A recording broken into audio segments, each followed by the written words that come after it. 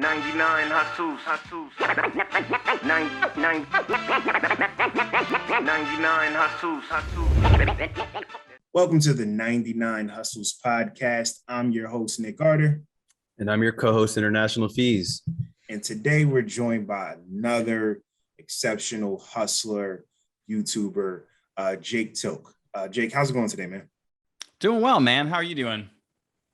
Doing well, Jake. We appreciate you taking the time to get on this with us today and kind of sharing your story with our hustle fam. Jake, like Nick mentioned, you kind of got his start here with different social media hustles, and he's really blown up on YouTube now. Actually, I think if I'm not mistaken, he's quickly approaching 10,000 subs on YouTube. So we're catching him right before he goes Hollywood. So Jay, why don't you tell us, take us to the genesis of this and how you got started in this space? How I got started in YouTube, or just like my hustling? Just from the beginning, like where did entrepreneurship? Yeah. Entrepreneurship. Whew. Well, I always knew I wanted to be an entrepreneur since I was a little kid, right? I've got a brother named Max. Max happens to have autism, and Max and I made a YouTube channel back in the ripe old age of 2008, or ripe old year of 2008. And with this YouTube channel, it really sparked my interest in marketing as a whole.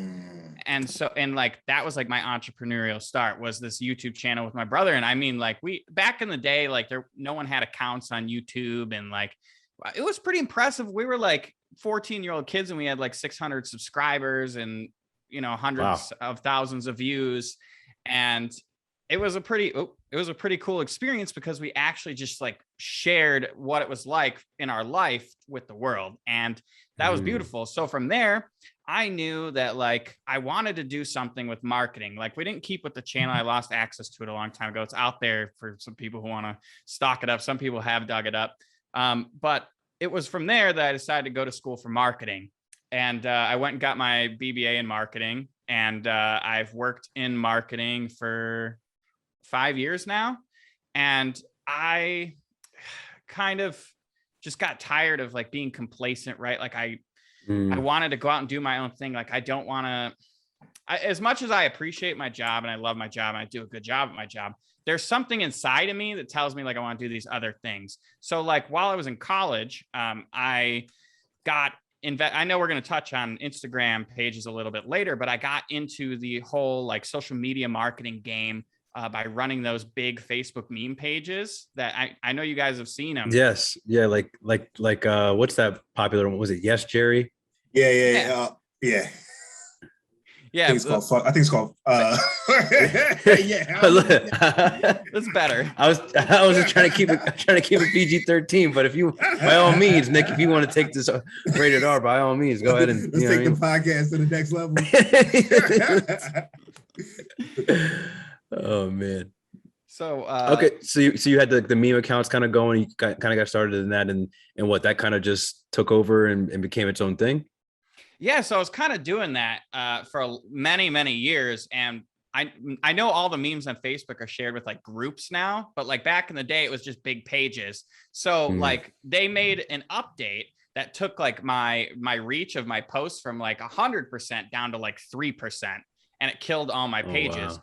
But that was like my little side hustle, and like I was a wild kid. I was a little unethical, and like you'd see all these like One Direction pages, and I would use my whole meme audience and send them over there and troll. And like, that was kind of like my introduction into that. And then I ended up getting into Instagram theme pages much later on. And that was like kind of what made me, like I was talking about the complacency thing. Like I realized like, hey, there's a lot of potential in like me starting my own thing. And like, I didn't want to scale it. I didn't know what I wanted to scale or to like what magnitude. So I scaled these theme pages pretty far. And from there, I was like, you know what? I want to teach people how to make money and how to do this, because it's kind of in my blood. And like, I've been flipping houses with my dad since I was like a wee child. And like, my dad's an entrepreneur. My mom's an entrepreneur. She's a model and an artist. And like, it's just kind of something I've always been around. Yeah. So when you say that you were growing like social media accounts and making money, To someone that doesn't understand how you make money with social media accounts, so what exactly is like that process, and what does that exactly mean? Good question. So I get this one a lot, and with making money on social media, there's a lot of different avenues you can take, and like for Instagram specifically, you can do like promotions and shout outs where somebody comes to you, or you go and you direct sell to somebody, or you get a warm lead from a referral, and you sell kind of like ad space on your Instagram page. So like usually Instagram and Facebook, they monetize their platforms off of selling ads to other people. And so like, why can't you do that with your own pages? Obviously they don't like it, but like they don't know. So that's one way to monetize your page. Another way is through affiliate marketing. And that's one of my favorites, especially with my YouTube channel. I make more off affiliate marketing with my YouTube channel than I do with ad revenue. So affiliate marketing is when a company offers a product or service, and basically you talk about that product or service. And I only push things that I distinctly like believe in and use myself. So like that, it's like a really rare thing for me to actually promote a product. So if you do, you should always promote with good intentions, but you promote another product or service for a company. And then if people buy through your link, you get a commission. So like this commission could be 10 to 70%. It depends on what kind of deal you work out with them. And obviously if you're bringing more leads, then you have more leverage to negotiate this kind of thing. And the other option for monetizing on social media is drop shipping. And drop shipping it was a buzzword a few years ago. Yeah. We've interviewed a handful of drop shippers. Yeah, drop shipping, it's an interesting hustle. Honestly, in my opinion, it's kind of dying out. It's still a hustle. It's there, but you have to get really creative. So like I've seen a lot of my friends do drop shipping, and like they've switched over to like TikTok drop shipping and not really Instagram. Interesting. So, yeah. So like TikTok drop shipping is kind of on the rise, but it's also really hard because everyone knows what drop shipping is now, even people who aren't into drop shipping. And they know that you're getting these products from like AliExpress or some website. The cat's out the bag. It's diluted. Exactly. So they just type it into Amazon themselves. Like all my friends are like, oh yeah, I saw this ad, so I took a screenshot of it, and then I just found it myself for cheaper. So Jake, I want to backtrack a little bit to your story. How you mentioned currently you're working as a social media manager, correct? I am working currently as a digital marketing manager for multiple companies. Digital marketing manager for multiple companies. Can you talk a little bit about, in working with these individual companies, what do you typically see as like common pain points or like common issues and troubles that companies are running into with advertising on social media?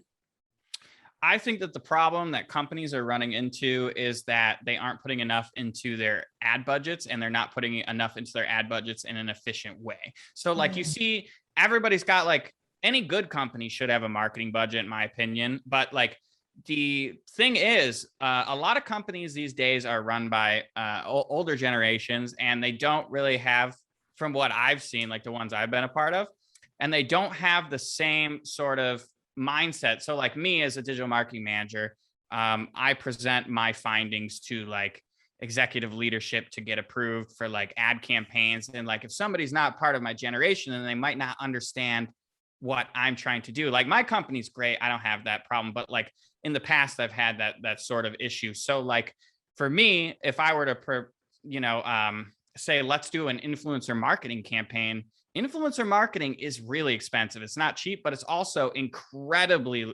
good for companies, because when an influencer promotes something, if they do it in the right way, and you can see, like you can watch the content, like if they're like somebody who shills something or somebody who believes in their products, if you find one of those people who believes in their products, then their audience will follow and click on that link. And that is like, I can show like data from my YouTube channel that like shows that that's exactly what happens. So to people that are maybe just of an older generation or were taught a certain way, would you consider like influencer marketing the new age, like word of mouth marketing? Because it's someone that you quote unquote know is telling you about a product, even though you technically don't necessarily know who this influencer is personally, but you have that, you feel some sort of attachment to that person because you're like, oh, I follow this person, I know what they're about, or I know what they do, type of thing. Exactly. I love the way that you phrased that, because like that is exactly like millennials and Gen Z's version of like referrals, like mouth to mouth referrals. That is the exact thing.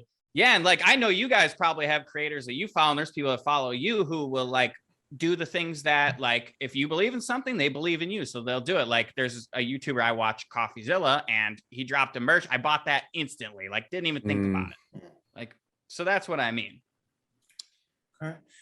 Now, Jake, transitioning into YouTube and developing your channel. You also mentioned that you make more now from affiliate marketing as opposed to your actual YouTube revenue. Just want you to elaborate a little bit more about your experience as a YouTuber and what it's like to try to monetize a channel through getting paid by YouTube, I guess. Like how much money do YouTubers really make, I guess? All right. Well, I guess to start, the first thing where I should start is with YouTube, you have to make money, you have to get into the YouTube partnership program. And that means that you have to have 1,000 subscribers and 4,000 hours of watch time on your videos, which that took me about 6.5 months to achieve. As far as like the YouTube partner program, there's no guarantee you get accepted. Depends what kind of content you make. Like if you're making like, I don't know, movie reviews, then you're probably not going to get accepted, or you may or may not because of copyright stuff. So like somebody from YouTube goes and reviews, and then they review your channel for like advertiser friendly content, what sort of niche you're in, stuff like that. So the way that you get paid on YouTube is that you get paid for every 1,000 views on your videos. So there are two numbers that go into this. There's the CPM, which is the cost per mil. And that is the cost that advertisers pay per 1,000 views. And then there's the RPM, which is the revenue per mil. And that is the amount that I get to take home after Google's or YouTube's cut. And so typically this range varies. It depends what kind of content you make, because advertisers, like, so for my job, I have to bid on keywords when I'm putting out my ads. It's so I'm basically selling ads to other digital marketing managers. So I know that like specific topics pay more than other topics. Like if I'm making a video on real estate, then that video will be exponentially more as a CPM and RPM than I would for one on gaming, because of the audience difference. Because the people who are watching real estate content are interested in probably buying or doing something, investing in real estate. So that means they have money. But the audience for gaming content is typically children who don't really have the same amount of money. So advertisers are willing to pay more for those eyeballs. That makes a lot of sense. So you have to kind of do a little bit of research to kind of see what the market is dictating as, like, you know, the preferable market. So that makes a lot of sense. And I could see even something like if you're doing, I guess, probably like product reviews for like even kids' toys or something, that probably would be a big market, just because of how often people are like, you know, going online for shopping and things like that now. So that makes sense. Affiliate marketing is insane for that kind of thing. Yeah. Jake, just to give you some background information, Fees is in affiliate marketing space. So this is like a golden conversation for like the whole time. Oh, nice. We've only had like one or two other people that kind of talked about affiliate marketing, or maybe they got into it a long time ago, but it's not every day that you come across someone that, you know, works in this industry. So it's always nice to hear. I tell you, it's slept on, dude. It's like, no, I've been in this space now for a little over six years. So to this day, even my parents or family ask that, they're always like, "Oh, I told so and so that you're in online businesses or something like that." I don't know, whatever you do. I'm like, yes, sort of. That's the easiest way to say it to the boomers, you know. Right. It's just marketing. So with that, so you mentioned before you dabbled in YouTube, like a YouTube page with your brother, and then you got back into it. Now, did you go back into it with the intention of it being like a hustle for you, or were you starting off just doing it as like a hobby? Oh, I absolutely 1,000% went in with the mindset of, this is going to be my second job. I'm going to change my life. That was like, When I started my YouTube channel, though, like the first time it was like 2008. Like I used like iMovie to edit on my old MacBook or back in the day. And then like now I'm like picking up Adobe Premiere Pro and I don't know anything about audio. I don't know anything about lighting because like YouTube back then was you could post a picture or a video of your cat being silly and it'll get millions of views. Million of views. Yeah. Yeah. Today That's it's how all blogs about work. working. Yeah. Yeah. That's how blogs were also. When Mhm. people, SEO, when you would write blogs like just 10 years ago, you write like a blog article, put it out there, and SEO goes right up to the first page of Google, like Mhm. almost immediately. But it's just a different game now. Um, so there's multiple things about your channel that is unique. So you don't just exclusively talk about Instagram marketing. You also talk about side hustles and entrepreneurship and all things sort of finance. Can you talk a little bit about expanding into like these other niches and becoming just like a financial influencer in general? Yeah, absolutely. So can I break down my whole strategy from the beginning real Absolutely. quick? Oh, let's get it. Absolutely. Let's get it. Absolutely. Okay, so with the Instagram theme page side hustle, I knew that I have to have a niche in order to grow. So like in any space, there's niches and sub niches. You have finance niche, which is the overarching niche of my content. And then underneath that, you've got drop shipping, you've got Instagram, you've got entrepreneurship, you got stuff like that. Makes sense. Yeah. And yeah, those are all sub niches of the finance niche, but they're still big enough niches themselves to be like these actual like defining niches with a large group of people. So then from there, you get another sub niche. And my sub niche from Instagram content and social media content was Instagram theme pages for the most part, which is a side hustle in itself. So I went in with the whole premise of I'm going to build up this loyal audience because if I don't have this audience, I can't rank with the SEO like you were mentioning earlier, because YouTube SEO is huge these days. Like to grow a YouTube channel, if you guys are starting from zero, 100%, you want to do SEO right from the start and find like use your SEO tools to find keywords that you can rank in. And that is how I grew my YouTube channel from the ground up with these Instagram theme page SEO terms. So I knew that I wanted to do the entrepreneurship niche all along, but I didn't have the audience from it for the start because people aren't going to find me. Now, real quick, are you Yeah. when you said you're doing your SEO right away? Now, are you doing that off of like Google SEO, or are you talking about for like that specific platform? Like, is there an SEO that you should be looking into for Instagram or for YouTube, where you're kind of looking into that? Or are you talking about just overall Google? So the thing with YouTube is there's SEO specifically on YouTube, because if you think about it, YouTube is just a giant search engine. So is Instagram. Right. So like Instagram, I do teach in my videos that Instagram is SEO based. So like when people name their profiles, like, and people are searching Instagram for dog and cat pictures, then you would name your profile dog pictures because you'll pop up in the search. If your profile name is your handle, that you're not going to pop up in search, even if you make that kind of content. So with YouTube, I knew that like I had to learn how to do the SEO for YouTube, which was a job in and of itself. And the other thing that I needed to learn was I needed to learn what the best tools for finding that were. And there are tools for like Google, because I do like Google SEO at work because I write blogs and stuff like that. But for YouTube, there's different tools like TubeBuddy and vidIQ, and those are pretty cheap, but I use those to figure out how much traffic, what some good keywords are. I just kind of go through, make a list of keywords, and then I figure out like what kind of title can I write that would hit multiple small long-tailed keywords, as they're called, which are just like phrases that people type into search engines. And then I was like, okay, I'm going to make these videos and plan them out. And that's kind of what I did. And then once I got that audience from building up that Instagram niche, then I decided to just start plugging in entrepreneurship videos here and there. And eventually I knew it was time to switch when my first entrepreneurship video finally blew up. And it's actually the most viewed video on my channel now. So, wow. But that's when I knew, because I knew I had the audience to push it. So you took your experience, like your current work experience with SEO, and knew that like for this YouTube page to really take off, I'm going to have to incorporate SEO into it. I never even thought that makes interesting. So you kind of, you started backwards. Like you knew what you had to do. It's like and then branching logic. Yeah.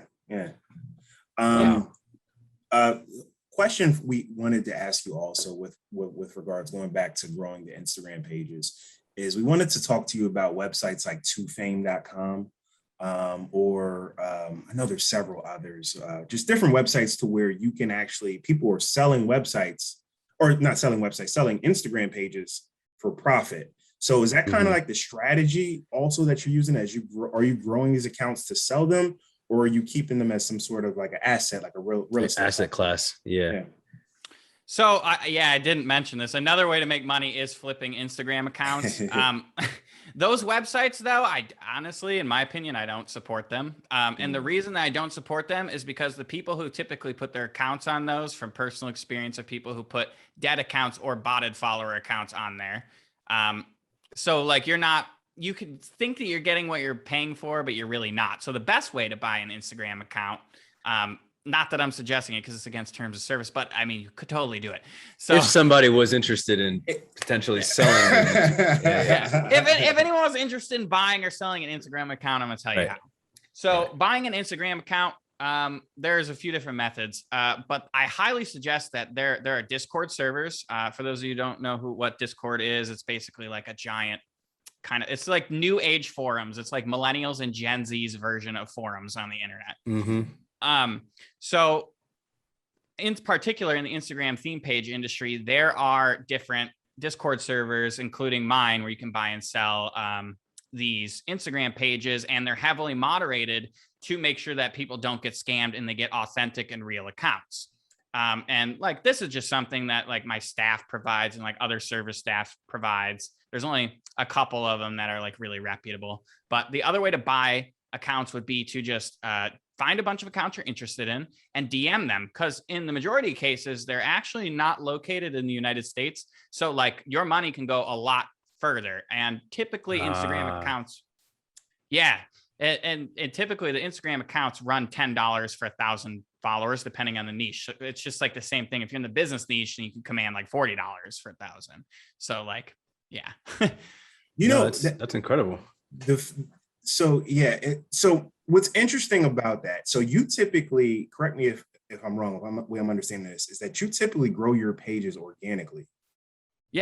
Most people, I'm going to let you know why I think this is a big deal, is because most people that I met in this space, typically they buy large pages and then start selling the ads or selling the shout outs or, selling the dropship items.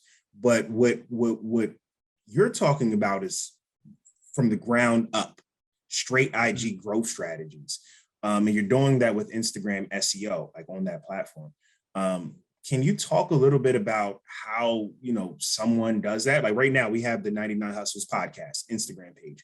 What would you tell us as a strategy to help grow our page? Ooh, actually, can I pull it up and look at it? Absolutely. Absolutely. We do everything live over here, man. You guys got, what's is the tag 99 Hustles? Podcast, yep. Podcast. Okay. Pulling it up. You hear that typing, ladies and gentlemen? That's real work being done right now. That's computers computing. IG guru, we got an IG guru auditing our page right now. Yeah, we're gonna get a real live audit of where we're at and where we can be. So this is the anticipation is real. Is there any underscores or anything in your handle? No, it's just 99. Nope, just 99. The number is 99 and then 99 Hustles podcast. Yep. I'm just getting an oops, an error occurred message on my screen. That's why I'm asking. Like when I type it in. Why don't we just send it to you in the here we go. Yeah, over. But to cover it, so some organic growth strategies from the start. Say you're starting from absolutely nothing while we're pulling this up. The typical method in today's day and age, there's two of them. There is the follow for follow strategy, and that's got a really bad rap, but it is the most effective strategy. I'm not joking. It's the best strategy to grow. And then there's the comment strategy, which was popularized by Gary Vee and the $1.80, or you leave was a $1.80 strategy. You leave 90 comments. You leave like 90 cents of comments 2 times a day. And like, that's how you grow your page, is through commenting on like people's posts. So like, this big page that you follow and you're in their niche, post something, you have the notifications on, you instantly get over there and leave a meaningful comment or something that gets emotion out of the audience. The important thing is the emotion. And then you use your other accounts, which I'm the one who kind of like put this into the mix. You use your other accounts because you can have like 12 on the same device, and you go like that comment.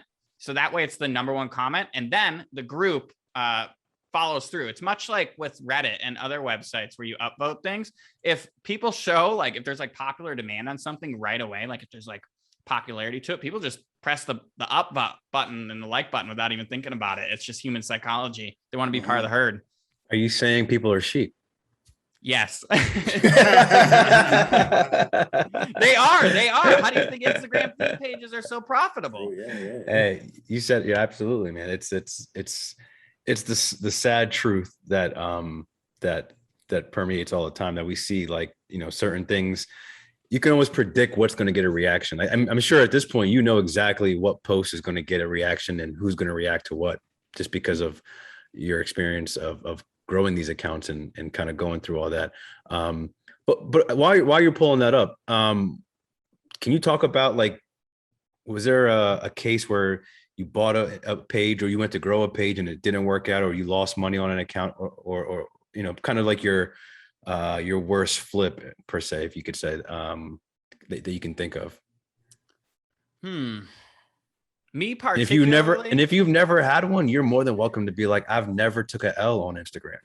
Yeah, well, me particularly, not really. So like, the thing is, I'd say my biggest L on the Instagram platform is the amount of accounts I've had banned.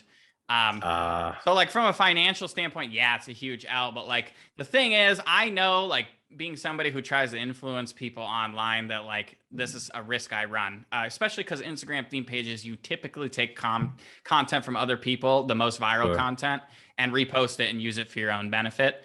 So there's a lot of these licensing companies out there, and those are the ones who get me taken down every time, like Viral Hog and Juke and Media. I can't stand these people. What they do is they go, somebody's got a viral video, right? And they're like, okay, great, that's an awesome video. So they email that person with a lowball offer. They're like, yeah, I'll give you $100, and they're going to make a few thousand in ad revenue off that video. They buy the rights to that video, and then everyone who reposted it, because they use like, you guys have seen like reverse image searching and reverse video searching. Yeah. They go and then they file legal notices with every single person. Yeah. So that's how I lost. I had an account in like a video game niche on Instagram with over 100,000 followers last year, and I lost that one like overnight. And all my money from it was gone, all my connections, because like the way I used to make money on that page was I would sell. So it was a video game, and I would put these clips on this page, and they were like, a lot of them were my own clips, but I also had old content, right? So like these clips, I would reach out to SoundCloud rappers because they're always looking for promotion. And I'd be like, I'll put your music on the background of my gameplay, and it'll be like, like $10 a post. And I'm posting like 2 or 3 times a day. So it's just like easy passive income. And they're like, wow, I got all these people to come look at my music. And then, they'd refer me to other people. That's cool. That's really cool. Yeah. So what does someone do in that situation where, like you said, all your connections or everything are tied into some account, and because you don't own the Instagram platform, how do you back that information up? Like, is there a way for you to do that? Like, is there a way for me to get all those followers back? The followers, or maybe like those connections you had with, I'm assuming you had different DMs with different clients and things like that, offering you different things, like, or is it just straight like, oh, I got to go back and figure out who the hell I was talking to? Well, there is. And the thing is, you can be safe and protect some of your portfolio. I call them my portfolio because to me, these Instagram That's what they are. Investments. They're assets. Yeah. And so like, I mean, you got 100,000 followers. Usually when you have like more and more followers, then you can charge more than $10 for 1,000. It just depends on the niche and like the engagement and all this stuff. But like, because I built these accounts all from the ground up, I know like how much they're worth and how good they are, stuff like that. And I've got like full control. But I got off topic here. What? No, we were just talking about, like, is there a way to back up or to preserve some of those losses if you have one of these accounts that has, a lot of followers, and all of a sudden you get, your account taken down? Is there something to do, or is it just charge it to the game? Yeah, so there totally is. Well, one of the things that you can do is you can grow other accounts in the same niche, kind of like backup accounts. And like for me, I had on that page specifically, I had another one that I grew specifically through another method, which is called the mother-child method on Instagram, where I would put so I had that 100K plus video game page, and then I had one in the same niche, and I put it in the bio of that page so that people would check it out. And then I also put it in the post descriptions. And so I grew that one to, I think it was like 17 or 18,000 followers with just that, without even just posting on it, not doing any strategies. And that's called the mother-child method. Interesting. So you almost kind of created your own competition to an extent. Yeah, because if you can corner the market, I was in a small niche, and I was, I think my 100K plus page was number 3 in that niche. So like I do all my niche research. Man, listen, Wow. Jake, so between this strategy, the strategy you mentioned earlier about like liking comments first, alters or adjust the algorithms, how these strategies are so complicated and nuanced that how does somebody even learn these in the first place? Like, did you learn this from YouTube also, or because they're almost like Instagram hacks, right? Yeah, that's the thing. And so like I did watch a lot of Instagram theme page YouTube when I got into it. And there's a huge creator. I don't know if you guys heard of him, Biaheza. He's a giant entrepreneurship YouTuber about to hit 1 million subscribers. And he was the first one on YouTube to make theme page content. So I used to watch him. And then I remember like I'd come back from work every day, and it was like I was early in my career, and I was like, you know what? I want to try this because I love that kind of stuff. So what I did was I actually just started doing it. And like most of the methods, like I learned follow for follow from Biaheza back in like, it was like late 2017, early 2018. It was a long time ago. And I learned about these comment strategies, but like the growth methods today are significantly different. Cause like back then you could follow 1,000 people in a single day on Instagram. I remember. Yeah. Now Instagram's like, they know what we're up to. I mean, they obviously watch the YouTube videos. So they only let you get away with like, they just like reduced it again to like 200 a day. And like each thing you do on Instagram counts as an action. Like if you do too many actions, you get action blocked. And Instagram has in their algorithm what's called a trust score, where they assign this trust score to each account. And then if you don't have a high trust score, they're not going to push you on the explore page and hashtags and stuff like that. So like even when you're applying the follow for follow method, you have to be really careful, because if you get that action block, then you go down. So I guess that's their way to kind of combat like the bot type of, Jake, I used to activities. I used to crush it with follow liker. Yeah, one of those apps. Oh my! That's really the 90. Give our listeners insight. Sneak That's peek. how we grew the 99 Hustles podcast, was with the bot like a few years ago, and gradually it just picked up from there. But Instagram changes those algorithms, like and then it just alters your entire strategy. One good piece of news that I think that Instagram recently made was that you can now schedule content for Instagram. So like apps like Hootsuite or other websites, it can before it would prompt you, suggest, hey, remember to post this. But now you can map out content in advance now, which is pretty cool also. Yeah, man, those updates, and to have an account and then an update come out or to be blocked, it's giving your power away to that tech company like that or another platform is a pretty scary thing.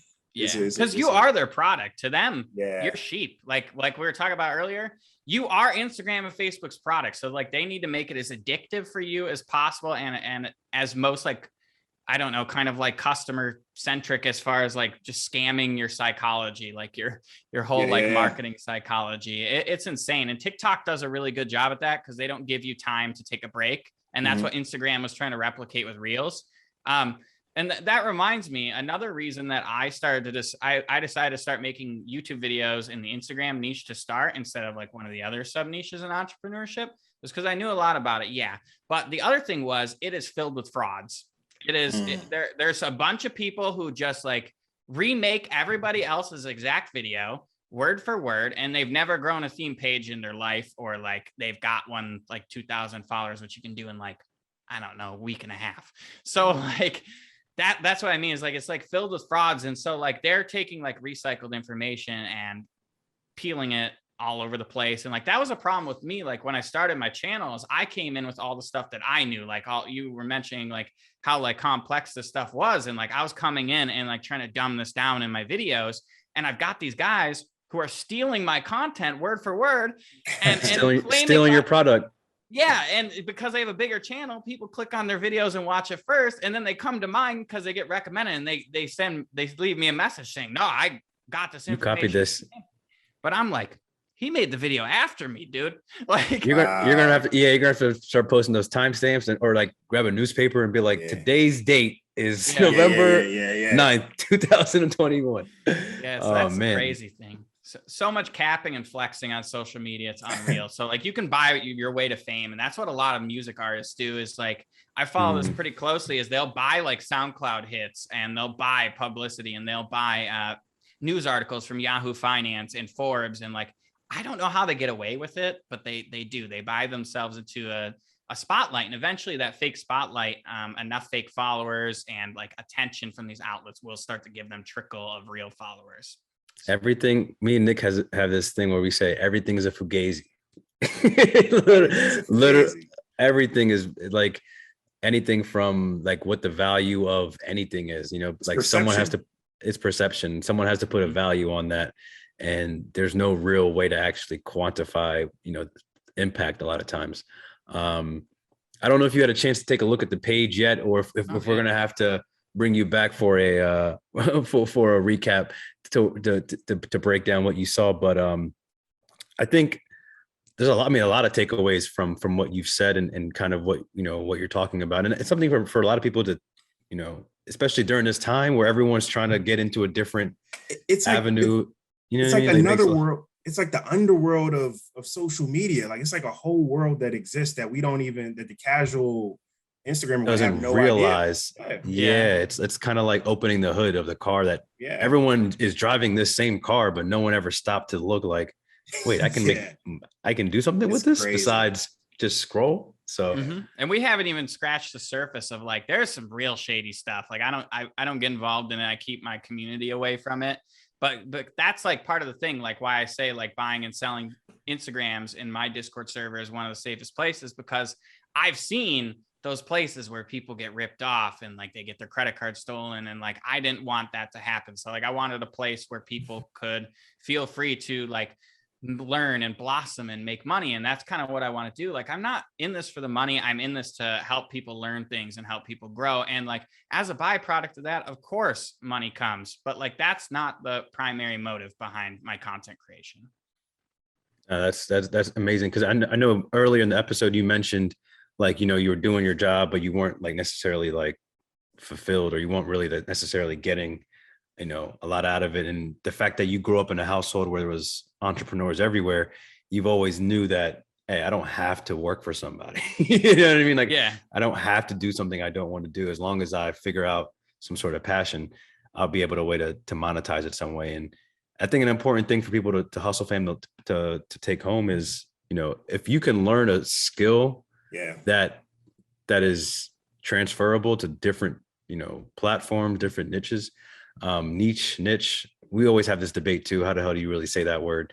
But outside of that, it's just, you know, you learned SEO, you learned social media marketing, and now you turn that into an entire, essentially an empire. You have a community now where people are buying and selling products that you necessarily don't have anything to do with, but you're kind of providing that safe haven for people to do to find some financial freedom in unconventional ways. So that's, I mean, hats off to you, man. That's really impressive.